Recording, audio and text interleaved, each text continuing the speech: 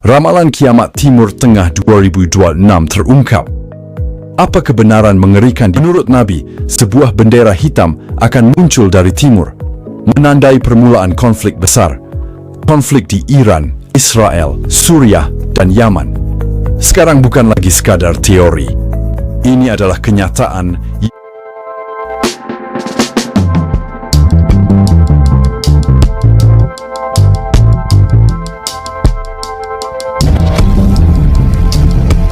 Anda pernah bertanya-tanya, kenapa dunia terasa semakin kacau? Ini bukan kebetulan. Ada sebuah ramalan kuno yang memprediksi semua ini, dan sebagian besar sudah terbukti. Halo semuanya, hari ini kita akan menyelami ramalan-ramalan kuno yang ternyata sangat akurat menggambarkan kondisi dunia kita di tahun 2026 ini. Dari nubuat Nostradamus hingga teks-teks suci, banyak yang meramalkan masa sulit. Kuncinya bukan pada tanggal pasti, tapi pada pola peristiwa yang selalu berulang. Mari kita lihat yang paling jelas, konflik global, ketidakstabilan ekonomi, dan bencana alam yang semakin dahsyat. Ini bukan sekadar berita harian, ini adalah pola yang diramalkan. Banyak yang menafsirkan kesulitan besar ini sebagai serangkaian krisis yang saling terkait. Pikirkan pandemi, yang mengubah cara kita semua bekerja dan berpikir. Itu baru permulaan. Menariknya, teknologi modern berperan dalam mempercepat kondisi yang diramalkan. Penyebaran disinformasi dan ancaman perang siber menjadi elemen kunci skenario masa depan. Namun, ramalan ini tidak selalu berarti kehancuran. Krisis justru bisa menjadi katalisator untuk perubahan positif yang radikal.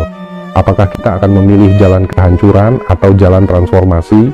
Prediksi lebih dari 100-400 tahun lalu, dan sekarang satu persatu mulai terbukti. Ini benar-benar bagian dari ramalan Rasulullah yang mengubah cara Anda melihat dunia. Dalam Islam, Rasulullah menyebutkan tanda-tanda zaman bukan tanggal pasti, tapi pola, kekacauan, konflik, dan perubahan besar dalam kehidupan manusia. Sekarang lihat dunia, konflik geopolitik meningkat, ekonomi global tidak stabil, dan bencana alam semakin sering terjadi. Apakah ini kebetulan atau ini bagian dari pola yang sudah diperingatkan? Dalam hadits disebutkan akan datang masa penuh kekacauan di mana kebenaran dan kebohongan sulit dibedakan. Dan jika kita lihat hari ini, informasi bisa dimanipulasi dan manusia semakin bingung. Teknologi mempercepat semuanya. Informasi menyebar dalam hitungan detik, termasuk hoax. Perang tidak lagi hanya fisik, tapi juga digital. Namun tidak semua berakhir buruk. Masa sulit ini juga menjadi ujian dan peluang untuk kembali kepada nilai kebenaran. Apakah ini awal kehancuran atau awal perubahan besar bagi manusia? Jika semua ini benar, maka kita tidak hanya sedang melihat berita biasa. Kita sedang hidup di dalam sebuah fase yang sudah diperingatkan sejak lama.